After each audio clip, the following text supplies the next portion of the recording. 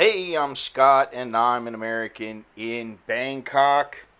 And today, I want to go over a little something that the PR department for the Thai government released the other day. Uh, what they wrote on their Facebook was, as measures are introduced to restrict movement as parts of efforts to reduce the number of people infected with COVID-19 in Thailand, more and more of us are making huge changes to our daily routines. The new realities of working from home, temporary unemployment, homeschooling for children, and lack of physical contact with other family members, friends, and colleagues takes time to get used to. Adapting to lifestyle changes such as these and managing the fear of contracting the virus and worrying about people close to us who are particularly vulnerable are challenging for all of us. They can be particularly difficult for people with mental health conditions.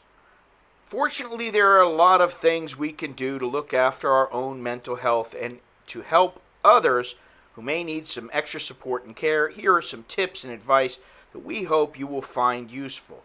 The first thing is they said, keep informed. Listen to advice and recommendations from your national and local authorities.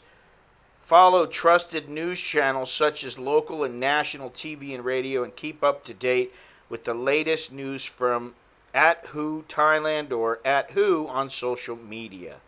I don't know about that because, first of all, a lot of people find it overwhelming to look at all these different outlets and to gather all this information. It's information overload. I mean, you can watch one channel, one news outlet, or whatever, but that doesn't necessarily mean that they're accurate. And I'm not going to name any names here in Thailand or elsewhere, but we know that some have their own agenda, some are just flat out false, some are trying to get the story and they don't give the whole truth.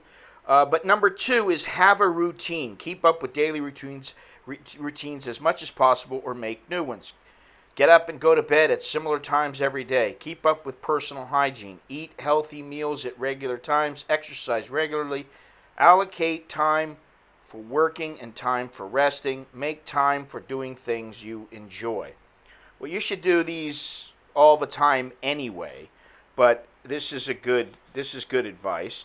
And number three is minimize news feeds. Try to reduce how much time you spend watching, reading, or listening to news that makes you feel anxious or distressed. And I think that's great information.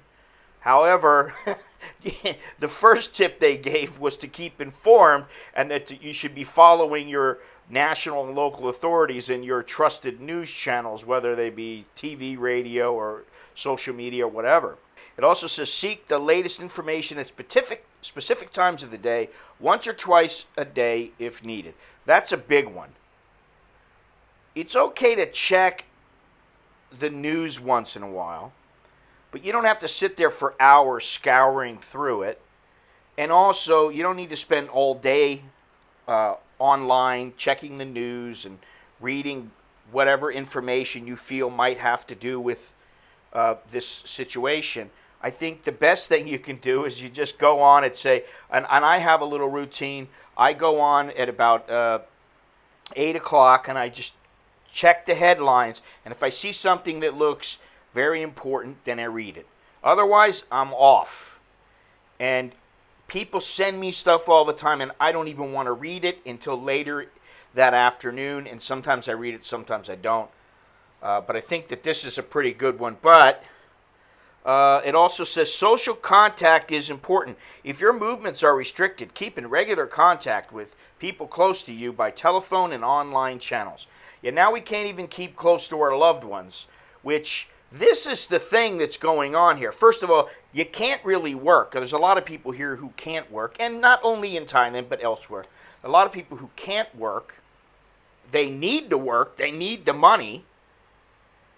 And yet they've got to stay home, try to make money from home. Some people, they cannot make money from home. These people are just out of luck, and the government's not really helping them. Hopefully they will at some point. They've helped a little bit, but I mean, when I say a little bit, a couple of thousand baht, 2,000 baht doesn't do a whole lot. I mean, that's like $60. That doesn't do a whole lot for very long. And I know that in places around Thailand, there are various organizations and groups that are passing out free food to people because people are in a bad way here.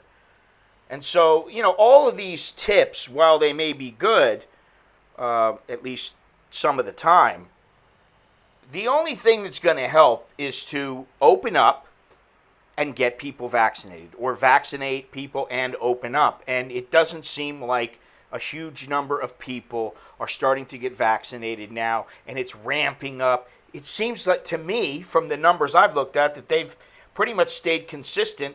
And I don't know how many people will be vaccinated this month, but the health minister, Anutin, has stated that he is saying that there are going to be 10 million people vaccinated this month. And you know what? I sure hope so. I personally doubt it. I kind of doubt it. I think maybe if they're lucky, they'll get 6, 7 million, which is, that's far short from 10 million. It's better than nothing, but that's far short from 10 million. So they're going to need to do better. And those are their tips. And there were a lot of responses, and not many people very happy, because calling somebody on the phone is generally the last thing that some people who are in distress want to do. They don't want to get on the phone. They're so distressed. They don't know what to do. They don't know how they're going to handle things. They don't want to talk to anybody. They're besides themselves. And, listen, this has not been easy for a lot of people around the world. You got to hang tough. And I've had several people who have written me and said to me, man, I am just at my wit's end. I don't know what I'm going to do. I'm barely hanging on. And I'll tell them the same thing that I tell myself every single day. There's only one choice, okay? And that's put one foot in front of the other, whether you like what's going on or not, and hang tough. You gotta persevere. I don't know what else to say. All right, so let me read some of the comments here in the PR Thai government's Facebook page. The news makes me anxious because what the Thai government does makes Thais feel hopeless every single day with no end in sight. And I've heard numerous Thais use the word hopeless, and that's not a good word to use. And you can't let yourself use that word, to be honest. You really can't. I mean, it may seem hopeless, and at times I feel like, man, is this ever going to end? Another guy says, stop this useless and disturbing curfew. Do not think it helps. People must be free to go on the streets when they need to. Do not lock people up. Well, I don't think they should lock people up. I mean, it's a bit ridiculous. And then the other thing is all these open air places. I mean, beaches and parks and sports facilities. They're all locked down now, and I don't get it. I just don't get it, and I haven't got it for a long time. And I mean, that's all I can say. I'm sorry, but if you're suffering from mental health routines, getting out of bed, taking a shower, staying social, it's not a thing. As someone who's been up and down the hole a few times, this did not help. I ended up being forced to see my doctor, who made sure to give me the right help. I want to see more education for healthcare workers in this subject because so many people are suffering in silence. For many, it is still taboo to open up and tell that their mental health is a mess. Definitely. Here in Thailand especially. Another person wrote, call someone. Whoever wrote this doesn't understand mental health. That's impossible for most sufferers. Here's another one. Temporary unemployment takes time to get used to. That's a good part of the article. I am pretty sure that people who are now living on the street without support from officials will immediately start to use the advice. Especially advice number 3 seems to be very practical for them. Another guy says, so let's put something out there to make like we care and we know what we are talking about. Keep those minions quiet. There are those who just talk and those who do action. Which are you? Neither lockdowns or your leaky vaccines stop COVID infections or the spread. Now what? So those are just a few of the comments, and so maybe you can get an idea of just how desperate things are getting here. And you might be fooled if you just look at some of what's going on the street. You see cars driving down the street. You see people out in small shops. They're running their little food markets or food stalls or whatever. You might be fooled into thinking, oh, things aren't that bad. But then when you start looking at along the streets, you see that a lot of places are closed up for good. A lot of places are now for rent because the people have moved out. They've shut down and they've moved out. And there really are a lot less vehicles out, a lot less than normal. I'll give you an example. Normally from my house to the Nana area, the Sukhumvit area, lower Sukhumvit area, takes me about an hour to get there if I'm in a taxi because of traffic. It'll take me an hour. Maybe 45 minutes, maybe even an hour and 15 minutes, but let's just say an hour. The other day I went to that area and it took me 25 minutes to get there. So that should give you an idea. And I'm telling you, the traffic is heavy at night. It's heavy early in the morning, very early in the morning. I'm talking about like 4 o'clock in the morning. It's heavy. It still takes quite a bit of time most of the time to get from where I live to, say, the Nana area, the lower Sukhumvit area. And now it really doesn't take much time at all.